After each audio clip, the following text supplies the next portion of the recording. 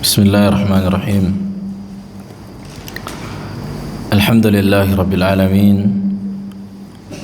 Wassalatu wassalamu ala Rasulillah wa ala alihi wa sahbihi wa man tabi'ahum bi ihsan ila yaumiddin ba'd. فنراجع مراجعة يسيرة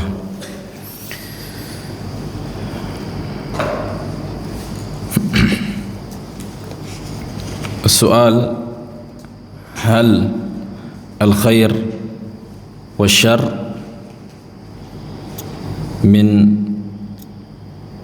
مما قضاه الله سبحانه وتعالى? Apakah kebaikan dan keburukan di antara takdir Allah? Apakah kebaikan dan keburukan di antara takdir Allah? Man yujib soal? Siapa yang menjawab? Apakah kebaikan dan keburukan di antara takdir Allah? Abu Darda. Di antara takdir Allah. Nah, apa dalilnya?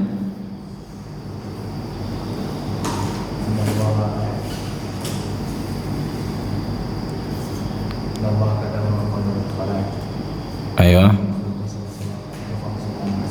Nah, ahsant. Inna Allah qaddara maqadir al-khalq qabla an yakhluqa as-samawati wal ard bi 50,000 sana wa kana 'arshuhu 'ala al-ma'.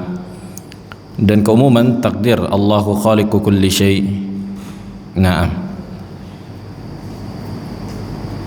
Wa kullu syai'in khalaqnahu biqadar. Maka keburukan di antara sesuatu kan gitu. Segala sesuatu termasuk di antara keburukan. Dan keburukan di antara perkara yang Allah takdirkan dan Allah ciptakan. Nah, kemudian bagaimana memahami hadis ketika Nabi alaihi salatu wassalam berkata di dalam atau berdoa di dalam salat beliau, doa istiftah.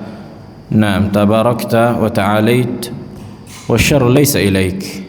Maha berkah engkau ya Allah dan maha tinggi engkau dan keburukan tidak disandarkan kepadamu. Kemudian apa makna wasyarru laysa ilaik? Dan keburukan itu tidak disandarkan kepadamu. Apa maknanya? Abu Muhammad. Kemarin kita sebutkan 3 makna kan gitu. Ada 3 makna tentang wasyarru laysa ilaik. Keburukan itu tidak disandarkan kepadamu. Kemudian apa makna? Apa makna keburukan tidak disandarkan kepadamu? Aba Ikrimah, zakart, masih ingat? Keburukan itu tidak termasuk dari sifat Allah. Ahsan, yang pertama keburukan laysa min sifatik, kan gitu, bukan di antara sifatmu ya Allah. Nah, yang kedua tidak juga termasuk perbuatan Allah. Nah, yang kedua tidak di antara termasuk perbuatan Allah. Nah, yang ketiga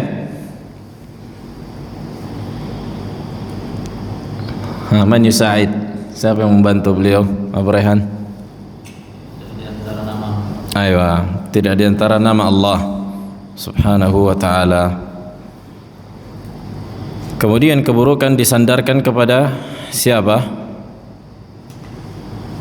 Kepada makhluk. Nah, kepada makhluk. Keburukan disandarkan kepada makhluk. Dan Allah menciptakan makhluk tadi, kan gitu. Maka penyandaran keburukan itu kepada Allah dari sisi penciptaan. Dari sisi penciptaan dan pentakdiran. Tapi yang melakukan keburukan itu adalah makhluk. Naam. Begitu juga ada kaidah dalam masalah keburukan. Sudah kita sebutkan kan bahwa tidak ada keburukan yang murni 100% keburukan. Tidak ada keburukan yang murni 100% keburukan. Apa maknanya? Apa maknanya Abah Rizki? Ketika ada yang mengatakan takdir Allah semuanya baik, kan gitu.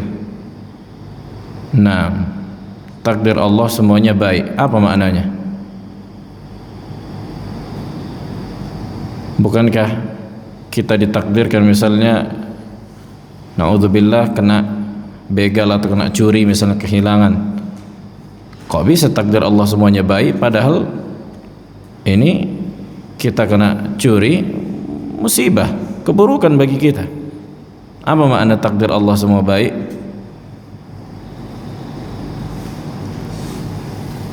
Kemarin kita sebutkan masalah keburukan. Gimana Abah Rizky?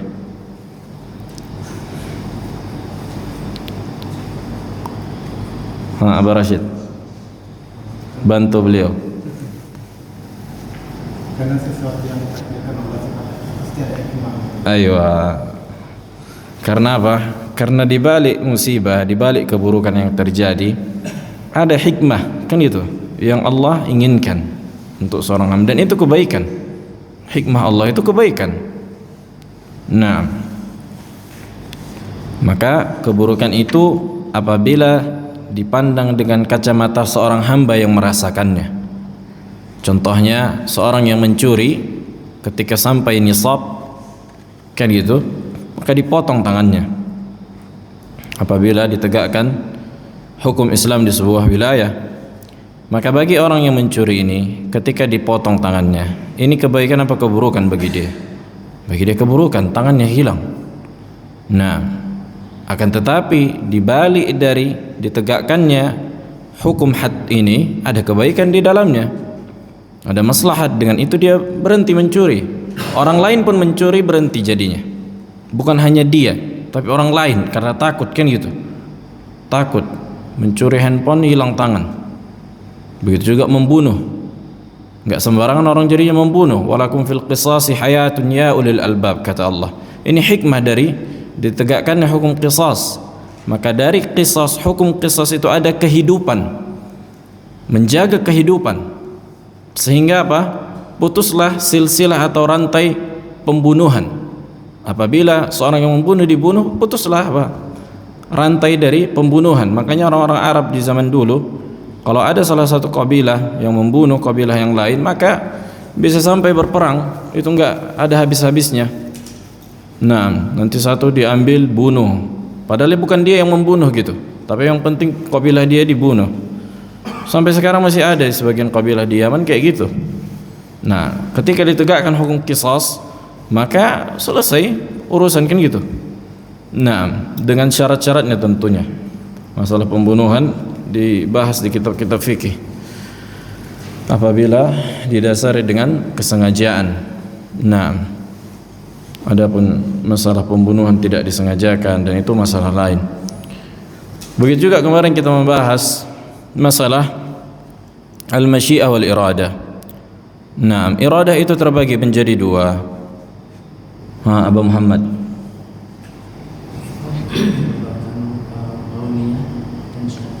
Ayo, Hasan. Iradah kauniyah dan iradah syar'iyah. Keinginan Allah yang sifatnya kauniyah dan syar'iyah. Kemudian apa makna iradah kauniyah?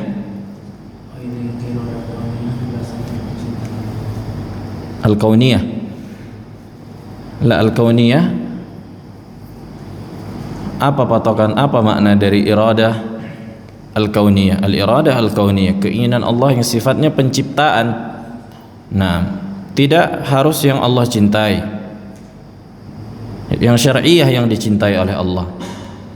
Nah, yang syar'iyah yang dicintai oleh Allah.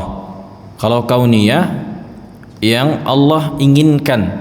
Bisa Allah cintai, bisa juga tidak Allah cintai, bahkan Allah benci. Contohnya Allah ciptakan kekufuran pada Fir'aun, kan gitu. Allah ciptakan kesyirikan. Tapi apakah Allah mencintai kesyirikan? Tidak. Nah, dialah Allah yang menciptakan kalian, kan gitu. Kemudian Allah sebutkan faminhum kafiran wa minkum mu'minan. Di antara kalian ada yang kafir, di antara kalian juga ada yang beriman. Berarti orang yang beriman adalah ciptaan Allah. Begitu juga orang yang kafir di antara ciptaan Allah. Tapi Allah tidak mencintai kekufuran dan mencintai keimanan. Dan tidak semua yang Allah ciptakan Allah cintai. Dan tidak juga semua yang Allah cintai wajib Allah ciptakan. Tidak semua yang Allah ciptakan, Allah cintai. Tidak semua yang Allah cintai Allah ciptakan. Nah, Allah mencintai manusia beriman. Apakah Allah memberikan atau menciptakan semua manusia di atas keimanan? Jawabannya tidak. Nah, begitu juga Allah menciptakan Fir'aun di atas kekafiran. Apakah Allah mencintai kekufuran yang dilakukan Fir'aun? Al-jawabu la. Nah,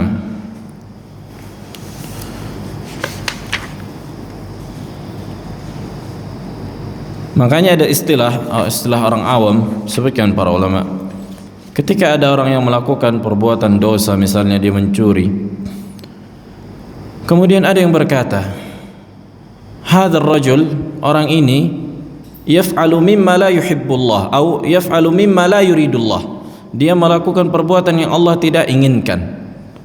Nah, maka apabila yang dimaksud dengan iradatullahi asy-syar'iyyah, maka jawabannya na'am. Maksudnya iradah syar'iyyah artinya Allah tidak mencintai perbuatan yang dilakukan orang ini, maka jawabannya, maka pernyataan ini benar. Tapi apabila yang dia maksud dengan tidak Allah inginkan, maksudnya iradatullahil kauniyah, bukan Allah ciptakan, maka ini kesesatan.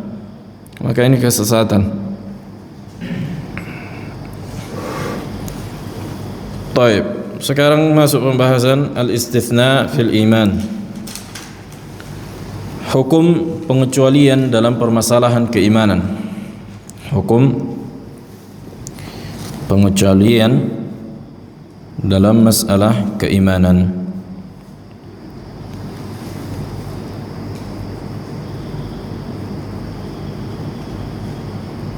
Apa makna hukum pengecualian dalam masalah keimanan? Maknanya mengatakan saya beriman insya Allah. Saya beriman insya Allah. Dalam bahasa Arabnya ana mu'min insya Allah. Apakah boleh seseorang mengatakan aku beriman insya Allah? Kan gitu. Nah, sebelum kita masuk pembahasan kalam Al-Imam As-Sabuni rahimahullahu taala, ada dua pendapat di kalangan para ulama dalam masalah pengecualian dalam masalah iman. Ada dua pendapat. Pendapat yang pertama mengatakan tidak boleh mengatakan aku beriman insya Allah. Tidak boleh mengatakan apa? Aku beriman insya Allah.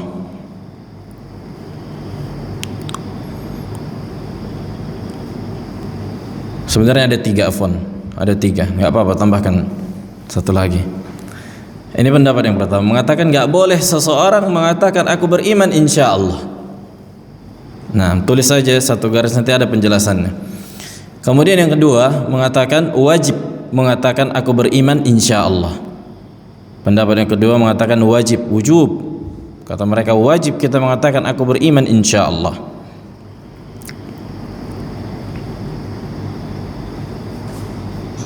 Pendapat yang ketiga alat tafsil, dirinci.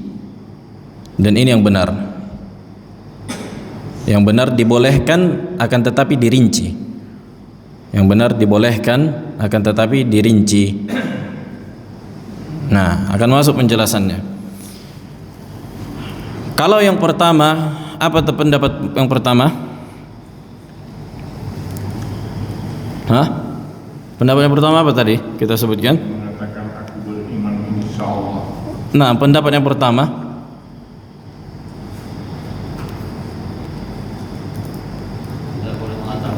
tidak boleh mengatakan, muharram seseorang mengatakan aku beriman insya Allah. Apa maknanya? Maknanya apabila yang dimaksud dengan aku beriman insya Allah adalah keyakinanku, aslul iman, ini menunjukkan keraguan-raguan, maka ini muharram. Orang yang ragu-ragu di dalam keimanan kufur. Orang yang ragu-ragu di dalam keimanan, insya Allah aku beriman, insya Allah aku enggak beriman, berarti kayak gitu kan gitu. Karena istitsna dalam bahasa Arab la yufidul jazm ghaliban, kan gitu. Karena biasanya pengecualian dalam bahasa Arab, contohnya mengatakan insya Allah, itu tidak memberikan konsekuensi kepastian gitu. Makanya orang yang mau menolak undangan biasanya insya Allah, maksudnya apa? Maksudnya menolak, kan gitu, dia nggak pastikan. Nah, cuma kalau orang Arab biasanya insya Allah itu min babi taukid, lakin la ba'as, kita pakai uruf Indonesia. Nah, karena bisa jadi yang dia maksud dengan aku mukmin insya Allah artinya kayak ragu, kan gitu, pada asal keimanan, pada keyakinan. Maka ini apa? Tidak boleh keraguan-raguan dalam keimanan, syak di antara bentuk kekufuran. Nah, ini yang pertama. Kemudian yang kedua tadi yang mewajibkan, makanya sebenarnya yang tepat adalah yang ketiga, kan gitu, dirinci dia ala sabilit tafsil. Nah, yang ketiga dibolehkan akan tetapi dirinci. Yang ketiga dibolehkan akan tetapi dirinci. Kalau yang dia maksud adalah amalan, makanya kan Ahlus Sunnah mengatakan amalan di antara bentuk apa? Keimanan, ya kan? Nah, artinya aku mukmin insya Allah, aku beriman dengan mengamalkan yang amalan Allah kehendaki untukku. Aku beriman dengan mengamalkan perintah yang Allah kehendaki untuk aku amalkan, gitu dia. Ini menunjukkan juga aku nggak memastikan imanku ini sempurna, gitu. Ini satu. Yang kedua, dari sisi akhir hidup kita, dari sisi bi'tibari awaqib al-umur, apabila ditinjau dari akhir hayat kita, kita nggak tahu apakah kita ditutup di atas keimanan atau ditutup di atas kekufuran, na'udzubillah. Makanya kita katakan insya Allah aku beriman, artinya aku diwafatkan di atas keimanan. Jelas? Yang pertama tadi dari sisi amalan, karena kita mengatakan amalan di antara bentuk keimanan. Yang kedua dari sisi ending, akhir hayat, kita nggak tahu apakah kita mati di atas keimanan. Maka inilah perkara yang membolehkan seseorang mengatakan aku beriman insya Allah.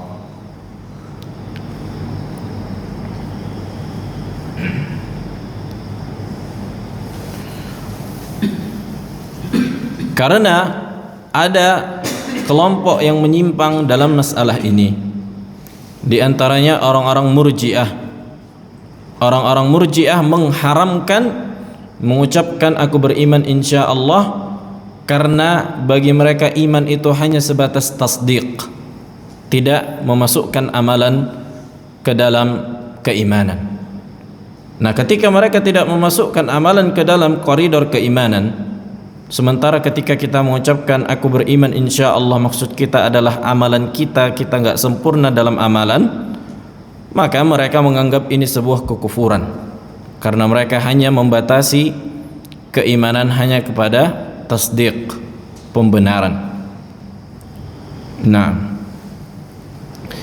qala al-Imam As-Sabuni rahimahullahu ta'ala, wa ya'taqidu wa yashhadu ashabul hadith, dan ahlul hadith meyakini dan bersaksi anna awaqibal ibad mubhamatun la yadri ahadun bihim yukhtamu lahu. Kata beliau bahwa hasil ending atau akhir hayat seorang hamba itu mubhamah, abu-abu, tidak diketahui dengan di atas apa seseorang diwafatkan, kan gitu. Kita nggak tahu kita mati di atas keimanan atau tidak. Wala yahkumuna liwahidin bi'ainihi annahu min ahlil jannah. Begitu juga ahlu sunnah tidak boleh menghukumi seorang pun dengan individunya, dengan menunjuk hidungnya bahwa dia di antara penghuni surga, kecuali dengan dalil yang datang dari Nabi alaihi salatu wassalam. Kalau seseorang yang mati tidak ada dalil yang menunjukkan apakah dia penghuni surga, maka tidak boleh bagi kita mengatakan oh ini penghuni surga, sebagaimana orang-orang Syiah yang meyakini imam-imam mereka itu semuanya masuk surga. Begitu juga orang-orang sufi, wali-wali mereka anggap pemegang kunci surga. Naam. Qala wala yahkum, naam, lianna dzalika mughayyabun anhum, karena ini perkara yang gaib bagi manusia, kan gitu. Ini perkara gaib. Seseorang di surga apa di neraka, ini perkara gaib.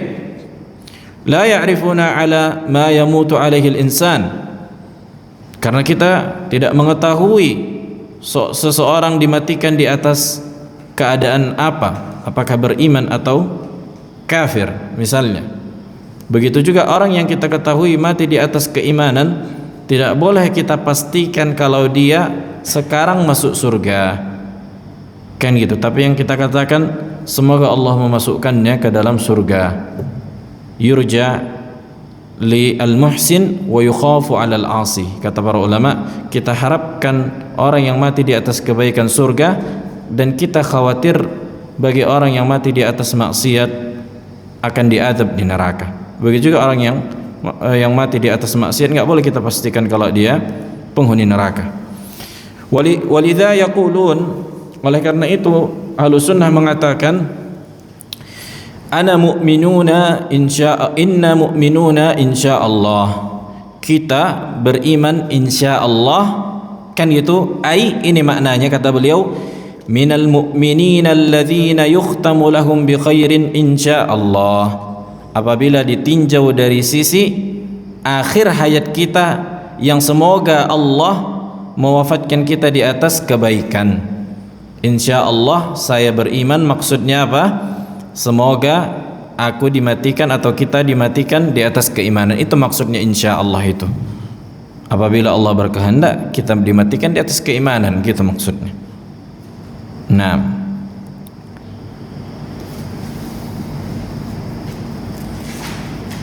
ini masalah yang pertama. Kemudian masalah yang kedua, persaksian atas individu, apakah dia di surga atau di neraka. Persaksian atas individu, apakah dia di surga atau di neraka.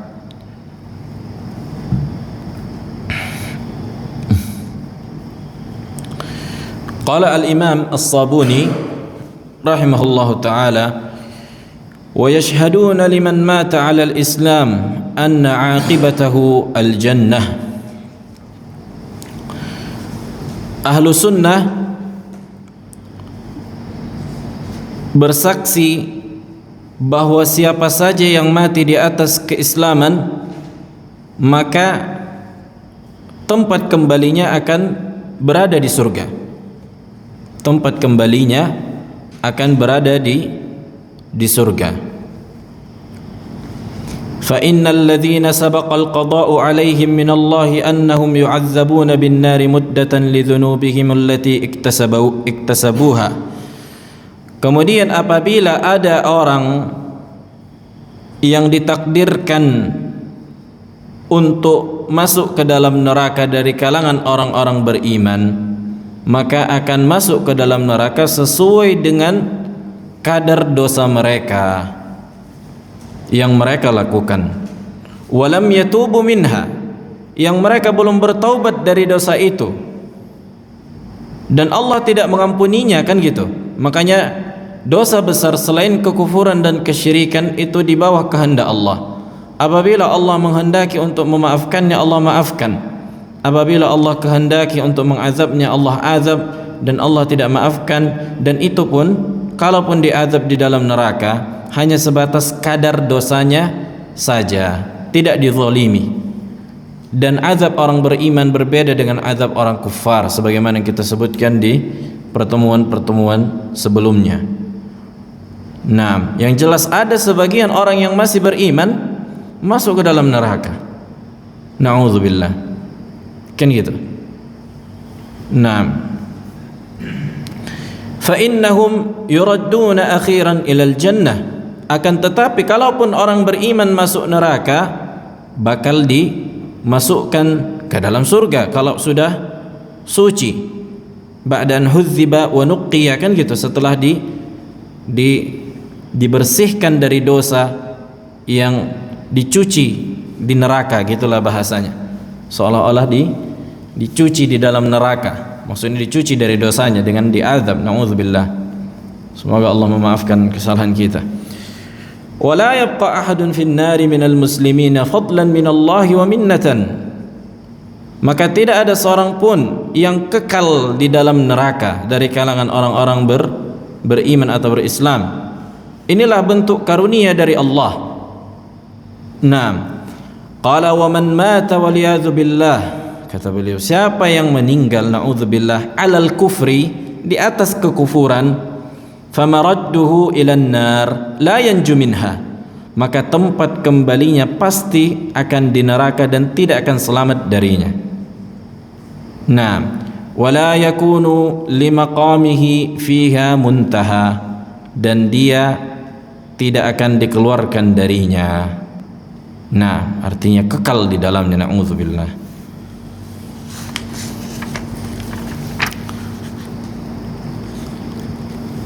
Maka ahlu sunnah meyakini siapa yang ditunjukkan oleh dalil bahwa dia di antara penghuni surga, maka kita yakini mereka di antara penghuni surga, kan gitu. Nah, dan apabila orang yang beriman mati di atas dosa, kita tidak boleh memvonisnya sebagai penghuni neraka. Begitu juga apabila kita melihat ada orang yang mati dalam keadaan sujud, atau dalam keadaan membaca Al-Quran, tidak boleh kita vonis dia di antara penghuni surga. Oh, ini ahlul jannah lah ini, karena kita nggak tahu, kan gitu. Bisa jadi dia apa? Riya. Na'udzubillah. Tapi walaupun begitu, selama dia tidak kafir, kita yakini pasti dia akan kembali ke dalam surga, gitu maksudnya. Tapi apakah langsung dimasukkan ke dalam surga? Allahu a'lam. Apakah masuk langsung ke dalam surga? Allahu a'lam. Yang jelas orang yang beriman pasti akan masuk ke dalam surga, imma diazab dulu di neraka atau langsung Allah masukkan sesuai dengan amalannya. Nah, karena ada kelompok yang menyimpang dalam masalah ini, termasuk di antara orang Syiah dan orang-orang Sufi. Orang-orang Syiah, orang-orang Sufi, murjiah mereka kepada imam-imam mereka, dan orang-orang Khawarij yang menghukumi pelaku dosa besar kekal di neraka. Nah, Khawarij dan Mu'tazilah, mereka menyimpang dalam masalah ini. Sementara ahlu sunnah pertengahan. Sekarang masuk ke pembahasan al-mubasysyirun bil jannah, orang-orang yang diberikan kabar gembira. Maksudnya orang-orang yang datang dalilnya menunjukkan mereka itu di antara penghuni surga. Qala al-musannif rahimahullahu taala, fa amma alladhina shahida lahum Rasulullah alaihi salatu wassalam min ashabihi بأعيانهم بأنهم من أهل الجنة فإن أصحاب الحديث يشهدون لهم بذلك تصديقا للرسول عليه الصلاة والسلام فيما ذكره ووعده لهم. Adapun orang-orang yang Rasulullah bersaksi, kan gitu, Rasulullah menjadi saksi, artinya ini datang dari Allah, kabar wahyu yang datang kepada Rasulullah bahwa ada di antara sahabat Rasulullah yang secara individu yang disebutkan nama-namanya itu menjadi penghuni surga. Nah, disebutkan nama-namanya, sudah istilahnya bahasanya di booking tempat kembalinya di surga, kan gitu. Dan dia berjalan di muka bumi. Subhanallah. Maka wajib bagi kita apa? Membenarkan kabar yang datang dari Rasul. Kita meyakini apa yang Rasulullah kabarkan. Naam. Fa innahu sallallahu alaihi wasallam lam yashhad lahum biha illa ba'da an arafa dhalik. Karena Rasulullah tidak mungkin bersaksi Maksudnya mengabarkan orang-orang yang akan masuk surga kecuali mengetahuinya dari Allah Subhanahu wa taala. Bukan istilahnya suka hati Nabi siapa saja yang dia tunjuk dari kalangan sahabatnya yang masuk surga. Enggak. Ini datang dari Allah. Kan gitu. Ini datang dari Allah kabar ini. Bukan Nabi yang menentukan si fulan min ahlil jannah atau si fulan min ahlin nar, tapi Allah Subhanahu wa taala. Wallahu taala atla'a rasulahu alaihi salatu wassalam ala ma syaa min ghaibihi.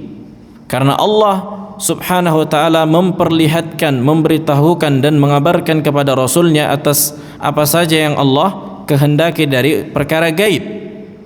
Wa bayanu dzalika fi qoulihi azza wa jalla, sebagaimana yang dijelaskan di dalam Al-Qur'an di ucapan Allah, alimul ghaib fala yuzhiru ala ghaibihi ahadan illa man irtada min rasulin. Dialah Allah yang mengetahui perkara yang gaib, yang dia Allah tidak menampakkan perkara gaib kepada siapapun illa kecuali man irtada min rasulin, orang-orang yang Allah ridhoi dari kalangan rasul.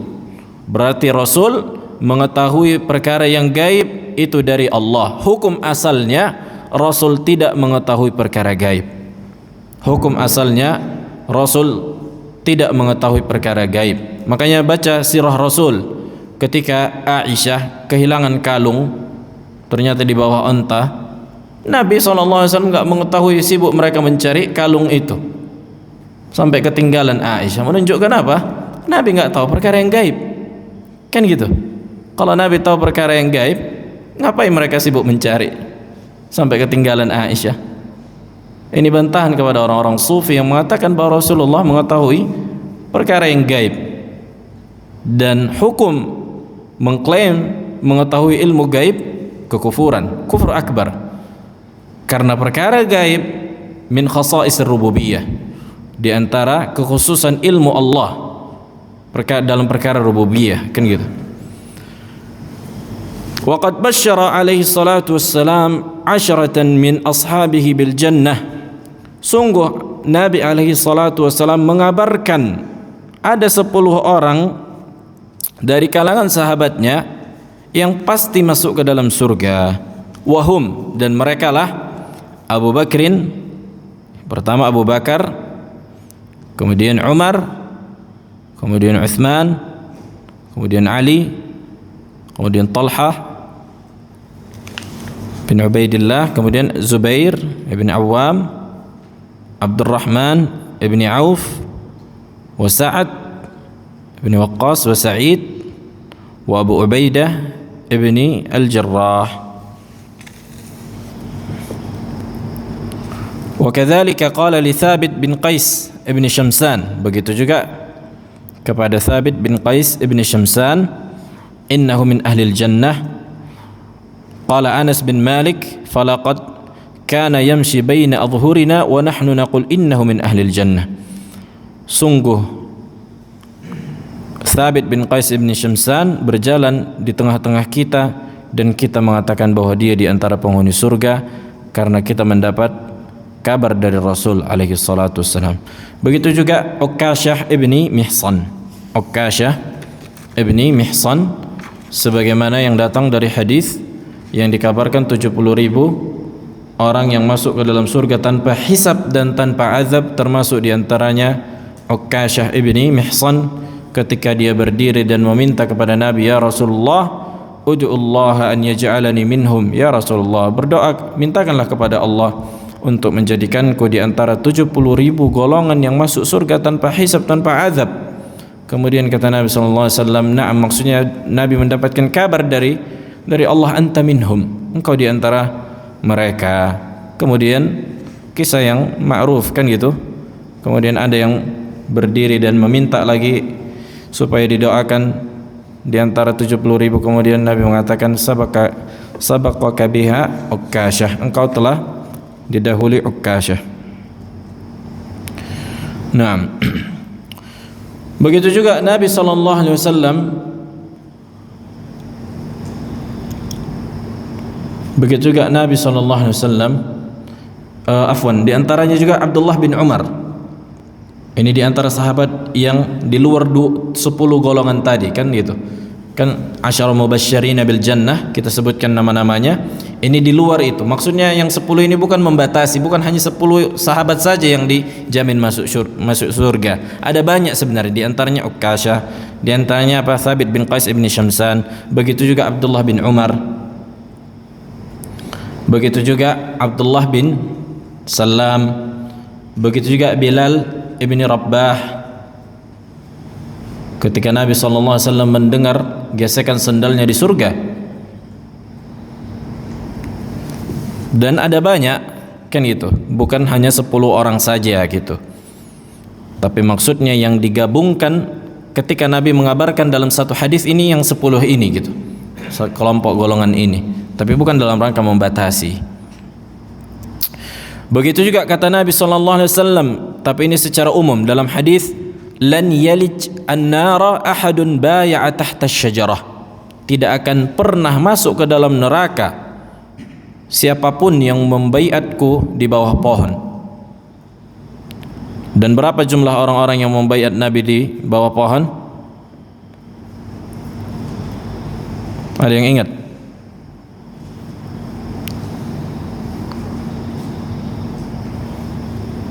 Berapa orang? 1.400 orang yang membaiat Nabi alaihissalam ketika perjanjian Hudaybiyah, sulh Hudaybiyah di bawah pohon kan gitu. Begitu juga orang-orang yang ikut perang Badar, kata Nabi sallallahu alaihi wasallam,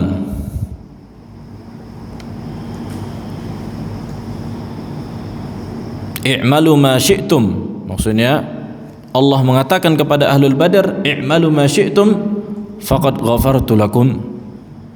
Lakukanlah semau kalian, maka sungguh aku ampuni dosa-dosa kalian. Subhanallah. Makanya ketika ada salah satu anggota ahlul Badar yang melakukan kesalahan kan gitu kan, kesalahan yang tanpa disengaja, tabiat manusia pasti melakukan kesalahan gitu. Nah, makanya selalu Nabi SAW membelanya. Ini ahlu Badar, jangan dicela. Dia salah, tapi manusia dia yang bertobat kan gitu. Nah, sebagaimana siapa? Hatib ibni Balta'ah. Hatib ibni Balta'ah ketika dia mengabarkan keadaan Nabi, posisi Nabi kepada orang-orang Quraisy. Tuh, apa kata Umar sampai kepada sahabat, kepada Nabi SAW, ma hamalaka ala hadha ya Hatib, kenapa engkau lakukan perkara ini wahai Hatib, engkau kabarkan kami. Ini kan membela orang apa? Musyrikin. Tuh, bentuk mudhaharat al-musyrikin, orang-orang kufar. Kemudian dia pun menjelaskan, ya Rasulullah, aku tidaklah melakukan ini kecuali aku mencintaimu kan gitu. Akan tetapi aku pengen masalah dunia, ya ini artinya rumah-rumahku, harta-hartaku dilindungi orang-orang musyrikin. Nah, dengan ini menjadi jasa, fakana li yadun alaihim katanya. Jadi ini menjadi jasa untuk orang-orang musyrikin agar mereka melindungi harta-hartaku di Makkah. Ketika aku mengabarkan, mungkin ditawari kayak gitu, coba kabarin di mana Nabi, kami akan kasih apa? Iming-iming begini dan begitu. Dan dia tergiur kan gitu. Nah, kemudian apa kata Umar? Ya Rasulullah, da'ni adrib unuqah. Ya Rasulullah, biarkan aku penggal kepalanya. Maka kata Nabi sallallahu alaihi wasallam, da'hu ya Umar, biarkan, jangan. Wa min ahli Badar, ini di antara penghuni atau ahli Badar, orang-orang yang ikut perang Badar. Sungguh Allah telah berkata, i'malu ma syi'tum faqad ghafartu lakum. Allah sudah berkata kepada mereka, lakukan semua kalian, aku telah mengampuni dosa-dosa kalian. Nah, begitu juga dengan kisah Mistah, sepupu Abu Bakar yang ikut menyebarkan fitnah Aisyah radhiyallahu taala anha.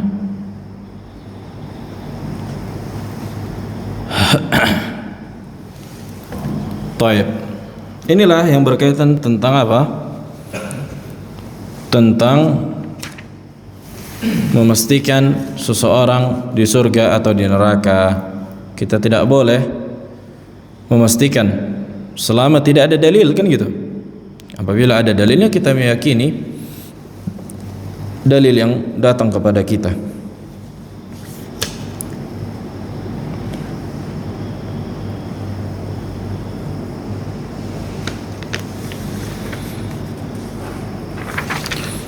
Taib. Sekarang masuk ke pembahasan tafadul as-sahabah. Bertingkat-tingkatnya keutamaan sahabat. Bertingkat-tingkatnya atau tingkatan keutamaan sahabat. Sahabat itu bertingkat-tingkat keutamaannya. Tidak sama gitu. Walaupun sama-sama sahabat. Dan sahabat, apa definisi sahabat? Abu Rashid? Orang yang beriman yang hidup pada Rasulullah dan mati dalam keadaan baik. Naam. Man laqiya Nabi, yang bertemu dengan Nabi, wa mu'minan bihi wa mata ala dhalik, dan mati di atas keimanan. Naam. Orang yang bertemu dengan Nabi alaihi salam dan beriman dan mati di atas keimanan, inilah dikatakan sahabat.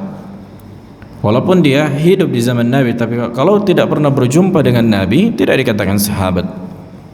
Tidak dikatakan sahabat. Dikatakan istilahnya mukhadram. Nah, Adan, tafadhal.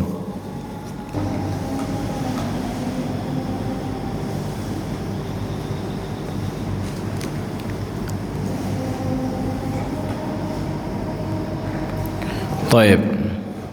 Qabla dukhul hunaka faedah. Apa hukum bagi muadzin mengucapkan doa setelah azan? Apakah disyariatkan bagi muadzin, orang yang azan? Apakah disyariatkan bagi orang yang azan membaca doa setelah azan? Kaifa Abu Darda? Ghair masyru'.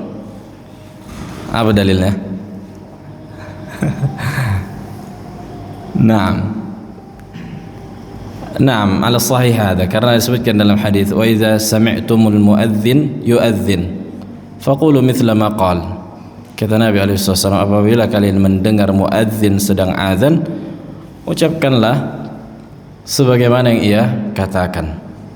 Kan itu, apabila muadzin mengatakan Allahu akbar, katakan Allahu akbar. Maksudnya terdin menjawab azan. Kemudian disebutkan doa yang dikatakan oleh Nabi, siapa yang membaca doa ini faqad halat bihi syafaati, Allahumma rabb hadhihi da'wati tammah ila akhiri al-hadis. Nah, baik, kita lanjutkan sedikit lagi. Tafadul as-sahabah. Tafadul as-sahabah, bertingkat-tingkatnya keutamaan sahabat.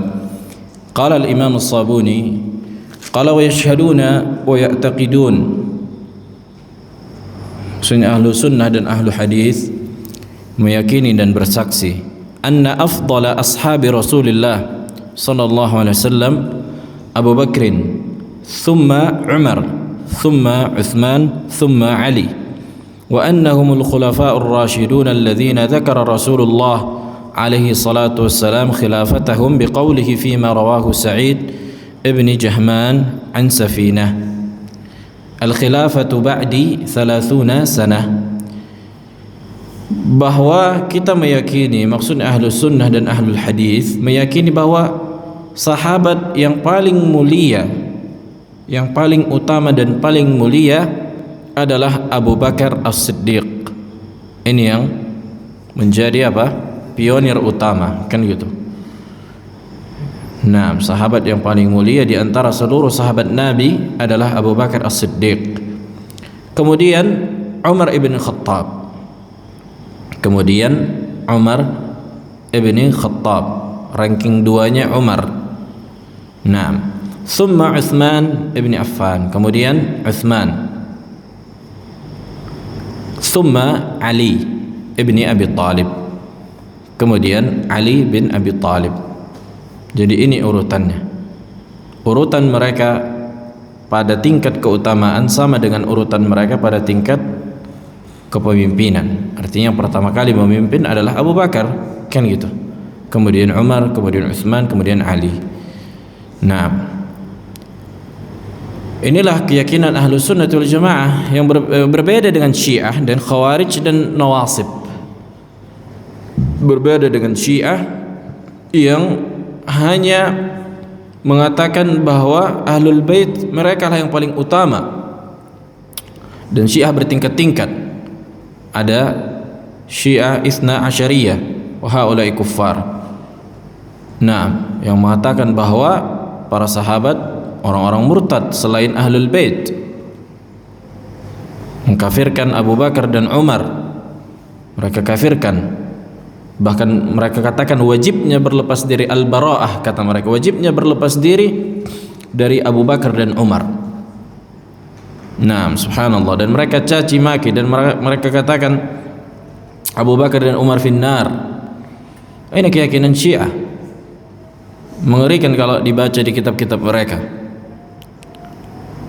Nah, adapun orang-orang Khawarij mengkafirkan di antaranya Ahlul Bait, bahkan mengkafirkan Ali bin Abi Thalib, orang-orang Khawarij, dan mengkafirkan Muawiyah, dan mengkafirkan banyak sahabat. Tapi dia enggak pandang bulu apa? Melihat Ahlul Bait atau bukan Ahlul Bait. Nah, makanya Ali bin Abi Thalib di antara orang-orang yang memerangi Khawarij. Adapun Nawasib ini fokusnya hanya menyerang Ahlul Bait. Jadi seolah-olah kayak tameng Syiah gitu. Tapi Syiah kan mengangkat Ahlul Bait, keluarga Nabi yang Ahlul Bait. Kalau Nawasib ini fokusnya hanya menyerang Ahlul Bait.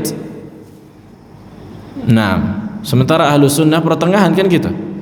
Kita memberikan kedudukan Ahlul Bait sebagaimana yang disyariatkan. Apabila mereka di atas sunnah, maka mereka memiliki hak. Nah,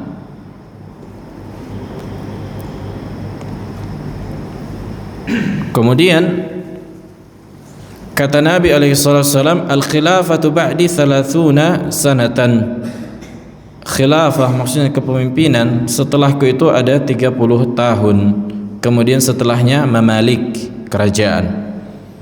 Kemudian setelahnya dalam bentuk kerajaan. Qala wa ba'da inqidha' ayyamihim, setelah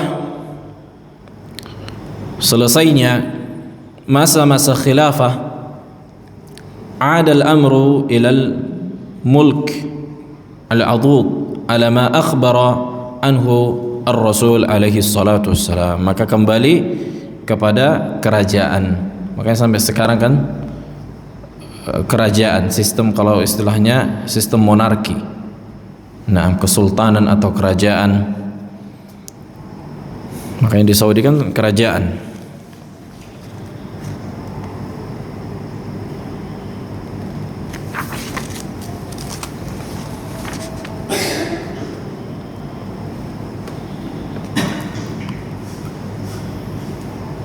Dan hadis ini al-khilafatu ba'di 30 sanah, hadis hasan, dan seingat ana disahihkan Syekh Muqbil.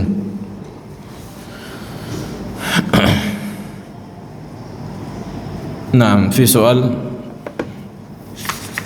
adapun pembahasan setelahnya berkaitan dengan khilafah Abu Bakar, Umar, Utsman dan Ali dan seterusnya, insyaallah ini sebentar. Nah, karena habis ini insyaallah kita bahas kitab Al-Bayanul Awhad, dan kita mungkin sehari atau 2 harinya kita bahas kitab Fiqh Bulughul Maram, Syarah Bulughul Maram insyaallah. Kita habiskan dulu satu kitab ini. Nah, fadal fi soal atau kita lanjut besok aja. Nah, fadal. Apakah boleh seorang mengucapkan Al-Quran Syawal? Ada 3 pendapat. Ayo. Pertama, kita boleh mengatakan Al-Quran Syawal.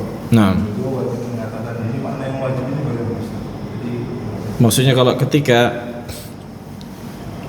ditanya kan itu, atau ketika dia mengabarkan, maka wajib dia mengatakan ana mu'min insyaallah. Jangan dia mengatakan aku hanya mukmin saja, dia jazm gitu. Itu maksudnya mewajibkan. Ketika dia mengabarkan aku beriman, maka wajib engkau gandengkan dengan kalimat insyaallah. Jelas?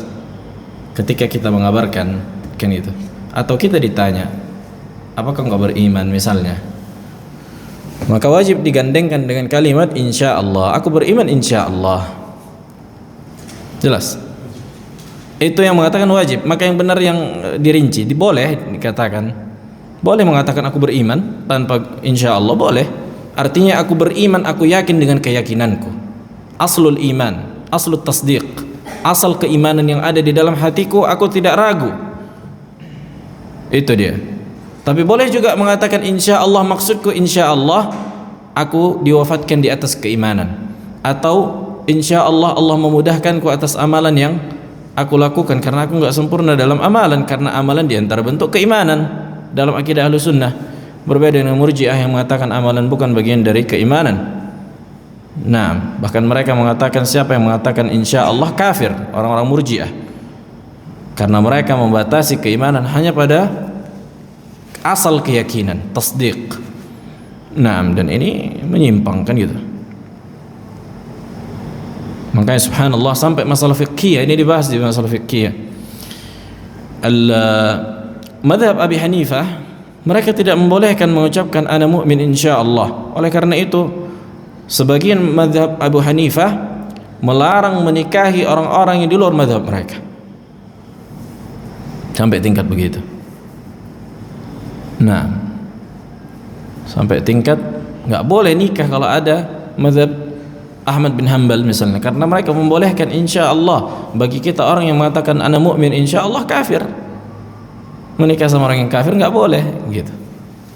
Maka inilah makanya yang benar dibantah para ulama bahwa bolehnya mengucapkan ana mu'min insyaallah apabila ini maksud dengan insyaallah apabila ditinjau dari hasil ending akhir hidup kita nggak tahu di atas keimanan atau di atas kekufuran, atau dari sisi amalan yang Allah mudahkan kita amalkan, karena kita tidak sempurna dalam mengamalkan amalan kan gitu, mengerjakan perintah dan menjauhi larangan. Siapa yang sempurna? Maksudnya aku nggak beriman dengan iman yang sempurna. Itu deh, ana mu'min insyaallah, makna ana lastu mu'min kamilal iman, tidak sempurna keimananku. Nah, bukan berkaitan dengan apa? Asal keyakinan. Aku nggak ragu tentang keyakinanku yang ada di dalam hatiku. Nah, ada lagi. Fadhal.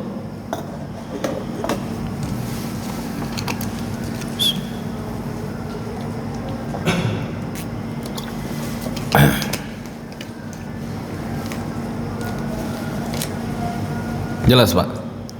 Allah barik fiik. Khalas. Alhamdulillah.